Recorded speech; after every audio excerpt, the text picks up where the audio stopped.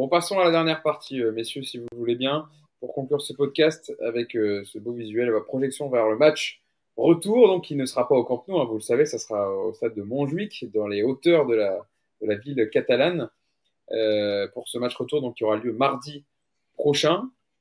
Euh, Peut-être une petite stat déjà pour démarrer. Alors, le PSG ne jouera pas ce week-end, hein. Le PSG est exempté en Ligue 1 pour la 29e journée et donc aura 7 jours de repos, 6 jours de, oui, 6 jours de repos. Enfin, 6 jours de repos, oui.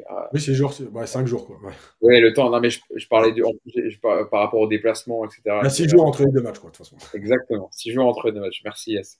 Et vous voyez cette stat qu'on voulait vous montrer quand même, sortie par nos confrères d'Opta. Paris, quand Paris perd un match, aller à domicile en phase d'élimination directe de Ligue des Champions, jamais le PSG n'a réussi à inverser la tendance au match retour. Alors, ma question est simple, Cédric, est-ce que vous y croyez pour le match retour? Oui, bah moi j'y crois. J'y crois pour plusieurs choses, mais la première, c'est que compte tenu du match que j'ai vu hier, avec des individualités pardon, qui font des non-matchs et l'état aussi du Barça, il y a largement la place de passer. On récupère aussi certains joueurs, notamment Hakimi. Donc on va rééquilibrer la défense. On aura aussi un potentiel offensif qui sera plus intéressant sur les ailes. Donc ça, c'est plutôt cool. Mbappé, il peut pas faire pire. Donc ça, déjà, voilà. Enfin, il y a plein de points positifs. Donc non, moi j'y crois. Il n'y a pas un énorme écart. On s'est pas fait marcher dessus. On a pour moi donné le match. On a donné les buts. Donc non, il y a largement de quoi faire et on peut passer. Et en plus de ça, on n'est pas au Camp Nou. Donc Tu feras le déplacement, hein, du coup, Cédric, la semaine prochaine. j'y suis, ouais, j'y suis. D'ailleurs, je vous invite à aller suivre Cédric qui a fait le déplacement au stade Anoeta pour le match retour face à la Real Sociedad. Le PSG t'a suivi, PSG TV, et il y a un tweet, ou même sur leur chaîne YouTube. Si vous pourrez retrouver le tweet où on voit Cédric voilà, qui fait le déplacement, qui prépare son petit sac, qui va avec les supporters, qui est très très intéressant. Voilà, Cédric qui est passé sur le Twitter du PSG quand même. Il est passé juste devant. Alors attends, il y a combien? 15 millions de personnes qui sont abonnées au PSG. Je vais regarder, ouais, 15 millions. Ouais, quelque chose comme ça. Hein? Bon, c'est pas par rapport à nous, c'est pas si important que ça. Hein. Nous, on n'est pas loin derrière. C'est pratiquement pareil que nous. Là, on est 1000 en direct. Déjà, merci beaucoup à tous ceux qui nous suivent en direct. On essaye de relayer vos commentaires. 1000, plus de 1000 en direct. Vraiment, merci beaucoup d'être présents avec nous. Et je vois des gens qui disaient je vous attends sur Mbappé, etc. Il faudra écouter en replay parce qu'on a déjà développé sur Kylian Mbappé. Il y a une longue partie de donc vous pourrez voir le podcast en replay une fois qu'il sera terminé. Yacine, sur ce match retour, donc mardi prochain, est-ce que tu feras un peu les mêmes choix déjà de compo que Cédric? Évidemment, Hakimi, il sera là, donc il va jouer, je pense. Est-ce que tu mets un Gonzalo Ramos? Qu'est-ce que tu changerais, toi? Ouais, bon, évidemment, Hakimi. Je mettrais une charnière qui est capable d'aller vite. Donc pas Beraldo. Je mettrais Ramos parce que tu as besoin d'un mec dans la surface, parce que tu as besoin d'un mec qui finit les actions, parce que tu as besoin d'un mec qui travaille défensivement pour gêner la première relance, et Ramos le fait. Après, Zahir. Il y a deux choses. La première, c'est que j'ai pas envie d'y croire, parce que quand j'en ai marre. J'en ai marre de vivre les mêmes saisons tous les ans en me disant il y a la place. Ah, tiens, c'est pas le grand Barça. Ah, tiens, c'est pas le grand City. Ah, tiens, c'est pas le grand Bayern. Ah, tiens, c'est pas le grand. Et puis finalement, tu es toujours à la rue. Que l'année dernière, après le Bayern, le match aller, on a essayé de s'enflammer en disant ouais, on y croit, il n'y a que 1-0. Mbappé était blessé, il est rentré 15 minutes et au match retour, il va être là, machin. Donc, j'ai pas envie d'y croire. Maintenant, évidemment qu'il y a des éléments qui peuvent te permettre d'y croire et qui sont positifs. L'entrée de Barcola, elle est positive. L'attitude pendant 20 minutes, parce qu'on dit deuxième mi-temps, bon, moi je suis un peu plus dur, mais 20 minutes, elle est bonne. Donc si tu as envie d'avoir des joueurs qui courent, qui ont envie de se battre, qui ont envie de faire les efforts, ça peut être aussi bien qu'en étant très très moyen, en ratant ta première mi-temps, en ayant des erreurs individuelles de fou, tu perds que 3-2 et que tu as la possibilité en deuxième mi-temps. À un moment donné, on est quand même beaucoup plus proche du 3-1 que du 2-2. Et l'occasion de Dembélé, hein, le poteau de oui. Dembélé. Bien sûr. Donc, évidemment qu'il y a des éléments positifs, évidemment que rien n'est fini, évidemment que les buts à l'extérieur qui ne comptent plus, c'est un autre point positif, parce que là, on va nous sortir les stats des éliminations. Le truc, c'est qu'à l'époque, quand tu perdais 3-2, tu savais déjà que tu avais plutôt intérêt à marquer 2 buts là-bas, parce que ça allait être très compliqué. Donc, déjà, tu étais éliminé à 1-0. Donc, ça veut dire que cette année, à 1-0, tu es en prolongation. Donc, évidemment que ça change tout. Donc, il y a des éléments positifs. Maintenant, je le redis, j'ai vécu trop de saisons au PSG à y croire, parce que je suis supporter du PSG et que j'ai toujours envie d'y croire, pour me dire je vais encore y croire. Voilà, l'avantage là, c'est que j'ai pas 3 semaines à y croire. Dans 6 jours, on est fixé. Voilà. Arrivera vite. Arrivera vite. Voilà, Ça va aller exactement. vite. Donc bon, voilà, c'est tout. Il y a des éléments positifs.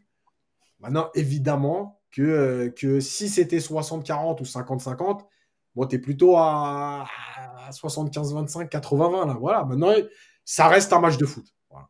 Heureusement, JB, que les buts à l'extérieur comptent plus double. Hein. Parce que là, Ah, avec les trois du Barça hier, ça aurait été plus que compliqué. Mais c'est vrai que Yacine a bien fait d'insister dessus. Au final, en faisant un match aussi compliqué qu'hier, t'en es qu'à un but de retard, 3-2. Tu as des occasions pour revenir à 3-3 largement, voire même 4-3. Barcola a fait une rentrée intéressante. On peut penser qu'il sera peut-être titulaire. Hein. Faut voir après qui va sauter entre Dembélé, Barcola, Ramos et Mbappé. Enfin, qui va sauter dans le sens, nous, parce qu'on aimerait bien que Ramos soit là, mais ça se trouve, Ramos n'est même pas dans l'équation pour Luis Enrique la semaine prochaine. Qu'est-ce qu'on fait, JB, avec tout ça? Est-ce que tu penses, par rapport à ce que tu as vu aussi du Barça hier, qui a des failles aussi, hein, comme quoi tu as accéléré un quart d'heure et tu as pu mettre 2 buts. Donc, comment tu vois les choses pour mardi? Moi, il y a déjà une chose, c'est que les statistiques, c'est finalement en histoire et en finance, on dit une chose, ça n'éclaire que le passé. C'est-à-dire que la statistique n'a qu'une valeur, c'est expliquer ce qui s'est passé avant et c'est absolument pas prédictif. Donc le match, de toute façon, on va le jouer. On va le jouer pour le gagner, on va le jouer pour se qualifier. Et donc là, moi, je suis comme Cédric, c'est-à-dire que, je vais y croire. 2, je vais y croire comme je vais y croire en tant que supporter historique du PSG comme Yacine, en sachant pertinemment qu'on va se compliquer la tâche, qu'on va vivre encore un scénario qui va être, à mon avis, extrêmement anxiogène et que je vais regretter de supporter ce satané club qui me fait perdre des années de vie. Mais, et encore, moi, j'y vais pas. Moi, je pense à Cédric. C'est-à-dire que j'imagine à 1-0 à la 88e, si c'est pour nous, l'angoisse dans le stade. Bon. Maintenant, je me dis aussi que si on veut vraiment être à la hauteur de notre effectif, et malgré ses limites, ce Barça-là, on peut le regarder dans les yeux. Moi, il ne m'a pas impressionné plus que ça. On a aussi un autre avantage, c'est que Luis Enrique, qui a un ego monstrueux, s'est fait battre par Xavi et ils sont accrochés dans le couloir après, quand ils sont revenus quand Xavi lui a demandé pourquoi il lui avait parlé avec autant d'agressivité, justement en conférence de presse. Donc il y a aussi cette question d'ego-là, peut-être que ça va éclaircir ses idées. Et donc, moi, je vois beaucoup d'éléments qui peuvent nous dire que, c'est pas mort, et le fait qu'il n'y ait pas le but à l'extérieur va jouer. Donc, les règles ne sont pas les mêmes. Les stats, elles servent surtout à faire parler des gens qui ne comprennent pas à quoi elles servent. Et donc, en l'occurrence, on va jouer ce match-là. Il y a l'autre avec son boulard qui va peut-être faire quelque chose enfin, parce que c'est là où tout le monde va l'attendre. Il va prendre cher pendant 6 jours, hein, Kylian. C'est là où on va voir s'il est capable de répondre ou pas. Donc, il y a énormément de choses qui vont me dire qu'on sera peut-être plus revanchard. Et après, on va laisser Yacine terminer. Ah oui, j'oubliais. Dites-nous sur le chat ce que vous en pensez. Il y a quelqu'un qui dit Saint-Michel a disparu. Parce qu'il y a un mec qui s'appelait Saint-Michel. Il est venu casser la tête. Je l'ai dégagé. Ouais, t'as bien fait parce qu'il était un peu limite. Ouais, il voulait faire le malin. Il y a quelqu'un qui dit j'ai l'impression que même Yacine et tout le monde ont oublié c'est quoi le PSG à l'extérieur cette année. Je crois pas, quand on vous explique quand même qu'il y a 80-20 et que ça va être très dur, on n'oublie pas qu'à Milan t'as perdu, on n'oublie pas qu'à Dortmund t'as souffert, on n'oublie pas qu'à Newcastle tu t'es fait défoncer. Maintenant, j'ai envie de dire, ça reste c'est quand même un match de foot. Et jusqu'à preuve du contraire, que y a personne. D'ailleurs, puisque vous savez tous apparemment comment ça se passe, vous devez être millionnaire au Paris, puisque vous savez tout. Donc moi, désolé, je ne sais pas tout. Donc oui, le PSG est éclaté à l'extérieur depuis, d'ailleurs pas que cette année, hein, en Ligue des Champions, mais oui, ça reste qu'un match de foot. Et j'ai pas dit, ou alors j'ai vraiment du mal en français en ce moment. Apparemment, le français du 9-4, ça passe pas. Excusez-moi les gars, on a fait quoi contre la Sociedad à l'extérieur? Non, mais on a gagné. Après, c'est la Sociedad. Mais Merci. c'est pas ça, je veux dire. Mais ce que je veux dire, c'est que soit on s'exprime mal, on a du mal à se faire comprendre. On n'a jamais C'est dit, juste possible. ouais, tranquille, on va se qualifier, on va les défoncer là-bas, on va gagner 3-0. Voilà. 80-20, j'ai oublié de préciser que c'était pour le PSG. On n'a jamais dit ça, les gars, quand même. Donc, juste écoutez ce qu'on dit. On dit que c'est possible. Ça reste un match de foot et il n'y a qu'un but d'écart sans les buts à l'extérieur. C'est quand même important, non? Et puis, Yacine, on est un podcast aussi qui traite de l'actu du PSG. On a majoritairement des gens qui nous suivent du PSG. Si on donne que des arguments pour se faire défoncer, on va dire, ah, vous êtes toujours contre le club, etc., etc. On dit mais ça reste un match de foot. Mais voilà, ça reste un match de foot. Le Barça aura 2 suspendus pour le prochain match. Christensen au milieu de terrain, qui a fait une bonne rentrée et qui est plutôt un titulaire de base de Xavi. Mais là, il y avait le retour de De Jong. Donc, De Jong a repris son poste. Sergi Roberto, bon, c'est pas une grosse perte mais pour eux, mais il est suspendu aussi. Donc voilà, il y a des choses sur lesquelles s'appuyer. Et puis, ça favorisera aussi peut-être le fait de jouer le Barça chez eux, qui va avoir la maîtrise du ballon normalement. Et pas Paris de pratiquer son jeu de transition rapide, d'avoir de l'espace et de pouvoir attaquer en profondeur, ce qui a fait que le PSG avait gagné au retour à la Real Sociedad. Même si justement, pour moi, tu vois, le Barça n'est pas la Real Sociedad, je le sais bien. Voilà. Pour moi, une des clés, ça peut être celle-là, dans le sens où est-ce que le fait d'être à domicile, d'avoir gagné 3-2, etc., quand on sait aussi, les supporters espagnols en général, les supporters du Barça, même si c'est le PSG et que je pense qu'entre l'esthétique et la qualification, ils ont choisi évidemment, est-ce que Xavi décidera aussi d'être un peu plus bas au départ pour fermer les espaces, ou est-ce qu'il sera obligé, entre guillemets, de prendre le ballon et de produire quelque chose, et ça peut donner aussi une physionomie de match qui est différente. Donc ça peut être une des clés du match. En fait, Xavi a l'air plutôt pragmatique depuis qu'il est là, et notamment sur ce qu'il fait les derniers mois, mais est-ce qu'à un moment donné, il n'a pas envie de se dire, voilà, ça peut être une des clés du match. Faut marquer rapidement. Ouais. Il y a je pense pas.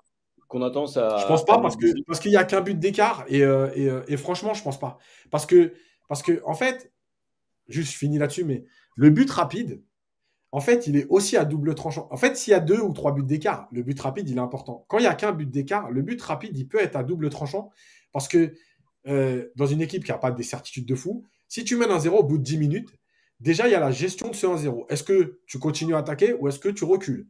Et il y a la réaction adverse. Ça veut dire que finalement, maintenant, tout est à refaire.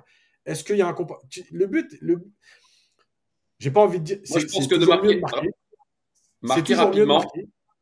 Ouais.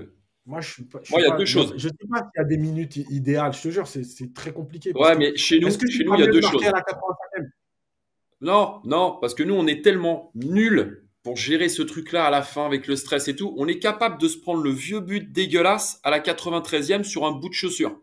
Ça, c'est le PSG. Ça, c'est nous. Si on marque assez tôt, le Barça, ils vont jouer.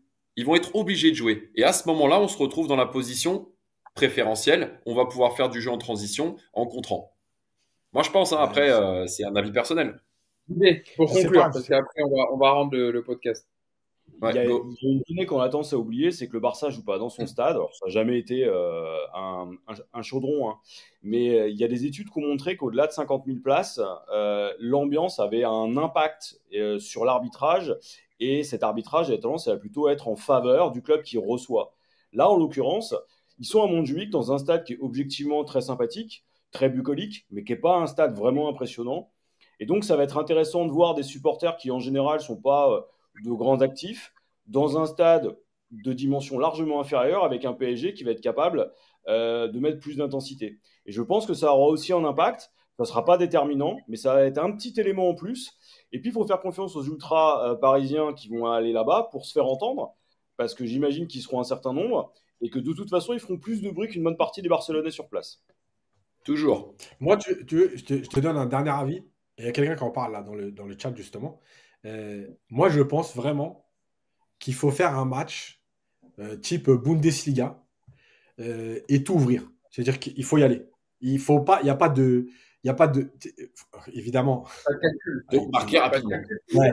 Non, mais pas forcément marquer d'entrée. Ce que je veux dire, c'est que c'est pas une question de marquer d'entrée ou pas. C'est de se dire, on peut prendre des buts, mais on va aller pour jouer. Parce que je pense qu'en fait, cette équipe, elle ne sait pas assez bien défendre pour, pour te Voilà. dire on va attendre, on va gérer. Voilà. Je pense qu'il faut ouvrir le match parce que si tu ouvres le match, ça peut aussi obliger le Barça à l'ouvrir eux aussi parce qu'à un moment donné, si tu prends des. Tu vois ce que je veux dire dans l'état tu vois, un match ce qu'on appelle, nous, entre nous, le match Bundesliga. Voilà, vas-y. Tu vois le match, mais parce que c'est quand même ce qui s'est passé. Real City, malgré tout, on n'est pas loin de ça. Toutes les transitions du Real, elles sont jouées à fond. Il y a pas, il y a une équipe plutôt basse, mais à chaque récupération, il y a une équipe qui joue le coup à fond pour aller au bout de l'action. Il n'y a pas de D'ailleurs, calcul. d'ailleurs, d'ailleurs, Guardiola, pour te plonger, Yacine a dit on a accepté le fait de se faire contrer et de subir en défense et voilà, de prendre des buts comme ça parce que c'était notre jeu aussi d'être dans ce style-là. Exactement. Et tu vois, pour moi, la clé, elle est là. Ça veut dire que, on en avait parlé déjà sous d'autres entraîneurs, mais pour moi, une des clés de ça, c'est tu ne peux pas gérer et la profondeur et là-haut. En fait, tu fais un choix et tu dis, ok, vas-y, tu sais quoi, les gars, tant pis. On ouvre la profondeur, mais on va là-haut. Ou alors, on recule pour jouer les contres et on n'ouvre pas la profondeur. Mais en fait, tu ne peux pas gérer les deux, c'est impossible. Et ce que tu dis sur Guardiola et City, pour moi, c'est tellement ça. Ça veut dire, ok, vas-y, on va accepter de prendre des buts. Par contre, on va en mettre. Et après, il se passera ce qui se passera.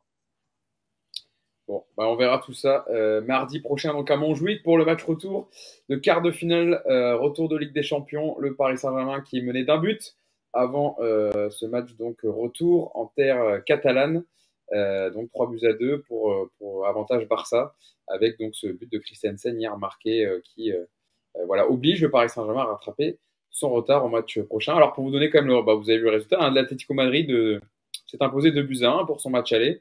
Le match retour devant le mur jaune au Signal Iduna Park. Ça va pas être facile non plus pour l'Atlético au retour, même si eux aussi ont un but d'avance. On rappelle l'Atlético Madrid et Dortmund qui seront potentiellement les adversaires du Paris Saint-Germain en finale si Paris se qualifie face au FC Barcelone. Merci à Une vous dernière de chose nous avoir par rapport suivis. aux commentaires. Il y a plein de gens, il y Ouais, a plein de gens qui ont mis des commentaires des fois pour nous parler, etc. Vous avez nos Twitter là en dessous, nos noms. Donc si vous voulez échanger avec nous après, bien sûr. voilà. Sur Twitter, vous avez Même nos arrobases et vous nous contactez. Sur Twitter, même en on est ouvert à commentaire, la discussion. vous commentez la vidéo sur YouTube en dessous et nous on répond de temps en temps. Évidemment, il y a beaucoup Aussi. de commentaires. Aussi. Et donc, on rappelle, il y aura la minute coach de Yacine avant le match retour. Et donc, Ouais. ça sera réservé pour les abonnés. Hein. Donc, si jamais c'est pas fait et que vous voulez le faire, vous abonnez directement. Vous allez sur la page YouTube de Paris United et il y a un lien marqué rejoindre et vous abonnez pour 2,99 € par mois pour avoir accès Il y a déjà 2 émissions qui sont disponibles. L'émission sur Kylian Mbappé et l'interview d'Alain Roche qui cartonne aussi. Donc, merci à vous pour vos commentaires. Et donc, on est déjà à plus de 470 abonnements, c'est ça si les chiffres sont bons, c'est ce que Clément m'a dit, je crois, avant le début du podcast. Donc, merci à vous. Et bientôt, Merci le cap pour des votre 500 déjà. Merci beaucoup d'être aussi présent dans ce nouveau virage que prend Paris United. On était, Merci on Cédric était d'avoir été avec nous. on était plus de 1000 en live D'avoir aujourd'hui. été, Merci à vous, les gars. podcast. Et puis, donc, bon déplacement pour mardi prochain. J'espère Merci. que la porte est bonne. On compte sur toi, Cédric. On compte sur toi. Ouais, vous inquiétez pas. Le gris-gris. Tu sais déjà, vous serez combien, Cédric? Non, je sais pas encore. Non, je vous dirai ça. Bon, on suivra évidemment. Je vous ferai les vidéos, les les photos. Il y aura tout ce qu'il faut sur les réseaux. normalement, les jauges UEFA, c'est environ 10% de la capacité du stade. Ouais, Et après, en normalement. fonction de la sécurité et tout, les Comme jauges c'est elles sont particulier, revues. ouais, comme c'est particulier, le stade Montjuïc, je sais pas comment ça se passe. Parce qu'il y a quand même, je crois, il y a quand même quoi, 60 000 places à Montjuïc ou un peu 55 000, je crois. 55 000. 55 000. Peut-être 2 Ah, là, 3 000, on va voir. ouais, Je dirais ça. alors là, ils disent 60 000 places, mais bon. Ouais. Moi, Ah faut que non, je vous laisse, c'est les un- gars. Juste, il y a quelqu'un qui Bon, me dit allez. depuis tout à l'heure de lire Ouais, les faut- 4 accords Toltec. Alors, sachez que je l'ai lu. Apparemment, je ne l'ai pas bien compris, je crois. Le quoi? Les quoi? C'est un Les truc quatre qui ira accords lire. Toltec. Les 4 accords Toltec. Pas faire de suppositions, faire de son mieux, etc. Appar- Tu vois. Apparemment, vu mes réactions, j'ai pas dû le comprendre. Bon, regardons ça. Merci d'avoir été avec moi, Cédric, JB et Yacine. Et désolé pour les petits soucis de connexion Merci à au toi, début. Hugo. Et rendez-vous Vas-y. pour le prochain podcast, mercredi matin, pour savoir si Paris sera en demi-finale de Ligue des Champions. Bonne semaine à tous. Ciao. Abonnez-vous. Ciao, ciao.